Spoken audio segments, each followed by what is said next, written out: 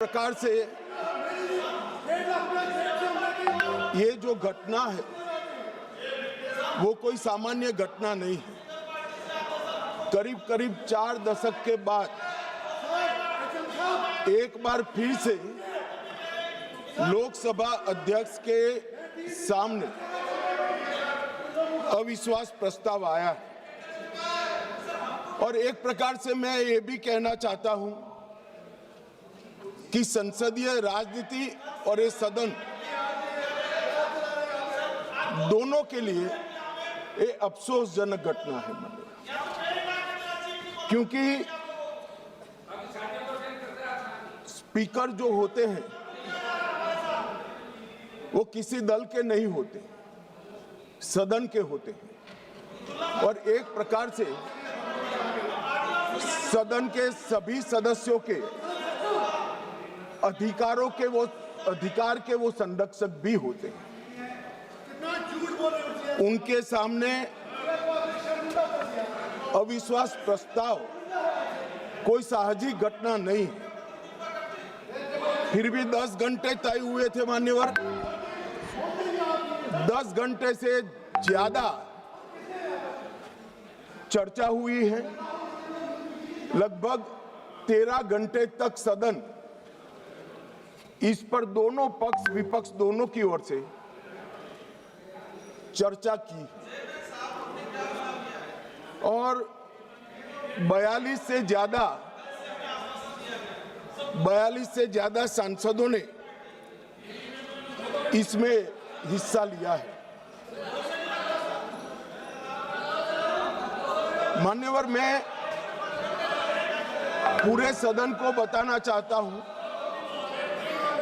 कि स्पीकर की नियुक्ति जब हुई, अभी के विद्यमान स्पीकर साहब की जब नियुक्ति हुई, तब दोनों दलों के नेता ने एक साथ उनको आसन पर बिठाने का काम किया। इसका मतलब है स्पीकर को अपने दायित्वों के निर्वहन के लिए पक्ष और प्रतिपक्ष दोनों ने एक प्रकार से मुक्त माहौल भी देना है और दायित्वों के निर्वहन के लिए उनका समर्थन भी करना है। मगर आज स्पीकर के निर्णय पर कोई असहमति तो व्यक्त हो सकती है, मगर लोकसभा के नियमों में स्पीकर के निर्णय को अंतिम माना गया। मान्यवर, इससे विपरीत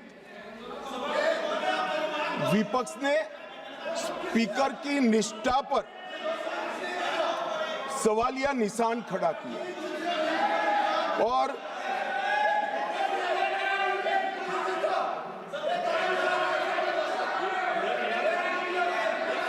अगर आप रिकॉर्ड में आना चाहते हैं, रोड साहब, आप लोग रिकॉर्ड में आना चाहते हैं तो मैं अलाउ कर रहा हूं कि लिखित अपना भाषण कर दें, तो रिकॉर्ड में आ जाएगा। लिखित, आप लिखित भाषण दे दें, रिकॉर्ड में आ जाएगा।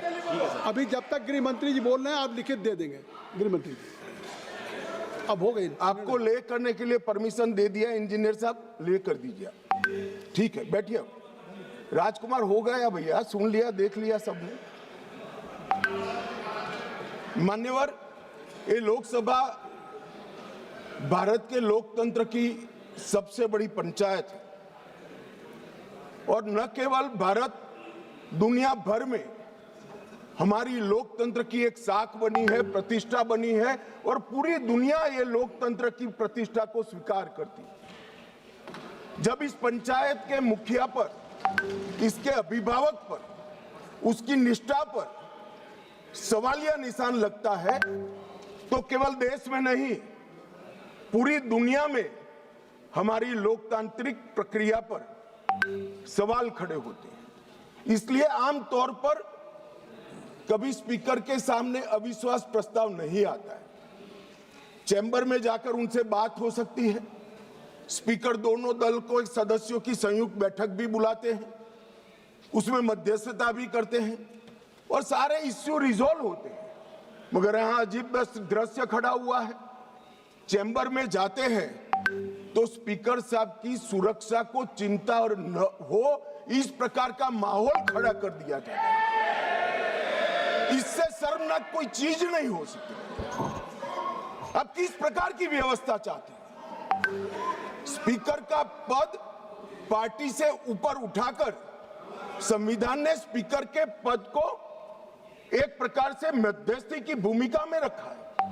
आपने मध्यस्थता करने वालों पर ही शंका के सवाल उठा दिए। मैं बाद में आता हूं कि क्यों उठाए, परंतु मान्यवर 75 साल से हमारे दोनों सदनों ने हमारे लोकतंत्र की नींव को पाताल से गहरा पहुंचाया है, और वो नींव जो पाताल से गहरी पहुंची है, इसकी साख पर विपक्ष ने आज एक प्रकार से सवालिया निशान। मान्यवर, मैं आज विपक्ष ने जो सवाल उठाए हैं उस पर भी बाद में बात करूंगा, मगर मैं पहले कहना चाहता हूं, मान्यवर, हमारा जो स्पिरिट है और जो इस सदन का एक प्रकार से इतिहास भी है, सदन आपसी विश्वास से चलता है। पक्ष और विपक्ष दोनों के लिए सदन के स्पीकर जो होते हैं वो कस्टोडियन होते हैं, मगर उनको लोकसभा कैसे चलानी, इसीलिए इसी लोकसभा ने कुछ नियम बनाए। हम हमारे अधिकार के लिए बात कर सकते हैं, हम भी कर सकते हैं, विपक्ष के मित्र भी कर सकते हैं, मगर ये सदन कोई मेला नहीं है। सदन के अंदर सदन के चलाने के नियमों के अनुसार खड़ा होकर बोलना पड़ता है। मानिए, जो सदन के नियम परमिट नहीं करते हैं उस हिसाब से बोलने का किसी को अधिकार नहीं है, कोई भी हो इसको अधिकार नहीं। जब आप सदन के नियमों को, लोकसभा को चलाने के नियमों को नजरअंदाज करोगे तो स्पीकर का पवित्र दायित्व है कि कोई भी सदस्य हो इसको रोके, टोके और निकाल कर बाहर करे। माने, और ये जो अधिकार है वो कोई ये कह रहे हैं कि भाजपा आई तो ये होगा, एनडीए आए तो ये होगा। हमारे समय में नियम नहीं बने भाई, ये नियम नेहरू जी के समय से चले आते हैं, और एक एक धारा मैं चर्चा करने के लिए तैयार हूं कितनी बार कांग्रेस ने तोड़ी है मान्यवर, मगर वो तोड़े तो हम तोड़े ऐसा मेरा नहीं कहना है। मेरा इतना ही कहना है कि अधिकारों के संरक्षण के लिए तो हम सहमत हैं, परंतु नियमों का क्या, स्वच्छंदता से यहां नहीं बोला जा सकता। नियम अनुसार सबको बोलना पड़ता है, और स्पीकर जब निर्णय देते हैं वो निर्णय हो सकता है हमें भी अनुकूल न हो सकता है विपक्ष को भी अनुकूल। इसके पर मंतव्य तो सभी सदस्यों का हो सकता है, मगर स्पीकर के निर्णय पर शंका नहीं कर सकते, इनकी निष्ठा पर शंका नहीं कर सकते हो। निर्णय कभी हमें अनुकूल लगेगा, कभी नहीं लगेगा, कभी लगेगा, कभी विपक्ष को अनुकूल लगेगा, नहीं लगेगा, मगर निर्णय से असहमति व्यक्त करने तक तो सभी लोग सहमत हो सकते हैं। मगर विपक्ष अगर निर्णय की निष्ठा पर सवाल खड़ा करता है तो मान्यवर ये बहुत दुर्भाग्यपूर्ण है और निंदनीय भी है। इसकी घोर निंदा हम इस सदन में खड़ा रहकर करता हूं। मान्यवर, जब आप अध्यक्ष की निष्ठा पर सवाल करते हो तो आप अजीब प्रकार की स्थिति का निर्माण कर देते हो। जिसको मध्यस्थता करनी है, जिसका संरक्षण अभी लोकसभा के कार्यकाल की समाप्ति तक आपको मांगना है, उसके पर ही आप निष्ठा पर सवाल कर देते हो। मान्यवर, ये हमारी परंपरा, उच्च परंपराओं का निर्वहन करने के लिए ये बहुत अफसोसजनक घटना है। मान्यवर, मैं हमारे लोकतंत्र में अनेक बार परिवर्तन है। हमारी पार्टी की राजनीतिक यात्रा के जीवन में हम तो ज्यादातर वही बैठे हैं। बहुत कम समय है कि हम यहाँ बैठे, ज्यादातर तो कांग्रेस पार्टी और उनके साथी ही बैठे, हम भी विपक्ष में रहे, मगर 3 बार लोकसभा के स्पीकर पर अविश्वास का प्रस्ताव आया। भारतीय जनता पार्टी और एनडीए कभी विपक्ष के में रहते हुए लोकसभा स्पीकर पर अविश्वास का प्रस्ताव नहीं लाई। हमने रचनात्मक विरोध पक्ष के रूप में काम किया है मान्य। हमने स्पीकर की पद को गरिमा को संरक्षण करने का काम किया है और स्पीकर से हमारे कानूनी अधिकार, संवैधानिक अधिकारों के लिए संरक्षण की मांग भी करी है। हम कभी भी स्पीकर के सामने अविश्वास का प्रस्ताव लेकर नहीं आए।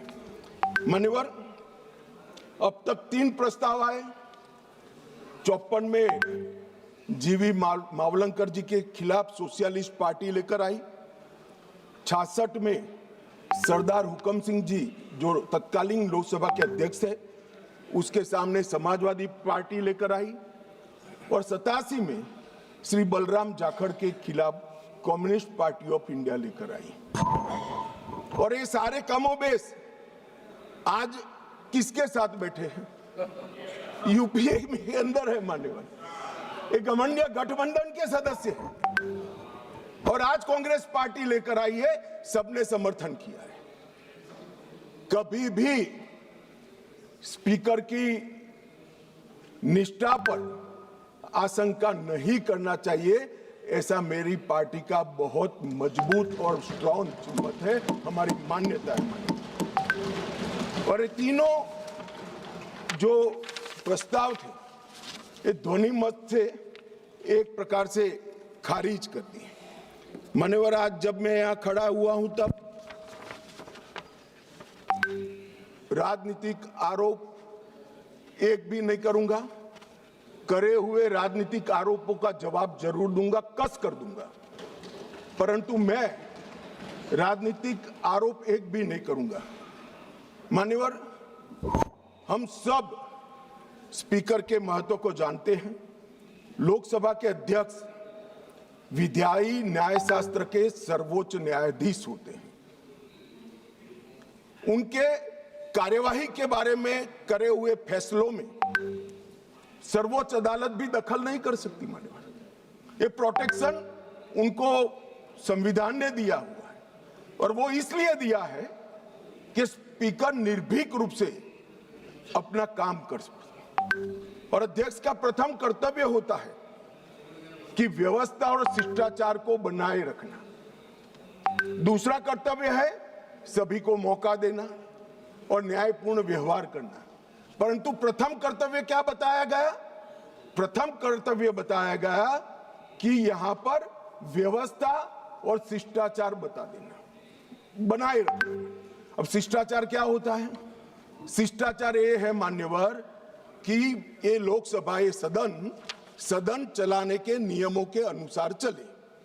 अब कोई भी व्यक्ति खड़ा हो जाता है और अपनी मुंसफी से कुछ भी बोलेगा, स्पीकर को बिठा देना पड़ेगा। यहां विषय तय होते हैं मान्यवर। आज मैं यहां पर स्पीकर साहब के खिलाफ अविश्वास के प्रस्ताव पर बोल रहा हूं तो मैं माओवाद इस देश में समाप्त हो रहा है इस पर लेक्चर नहीं दे सकता। मैं दूंगा तो आपको बिठा देना पड़ेगा, फिर आप कहोगे देखो आप मुझे बोलने नहीं देते हो। अरे भाई, यहां नियमों से बोलना पड़ता है। और कितने वरिष्ठ सदस्य, मुझे तो अभी भी नहीं मालूम पड़ता, शशि थरूर जैसे बैठे, बालू साहब बैठे, क्यों नहीं सिखाते इनको साहब? इतना सिखा दे तो ये समस्या का वही समाधान हो जाए मन। और हमारे लोकसभा के नियमों में भी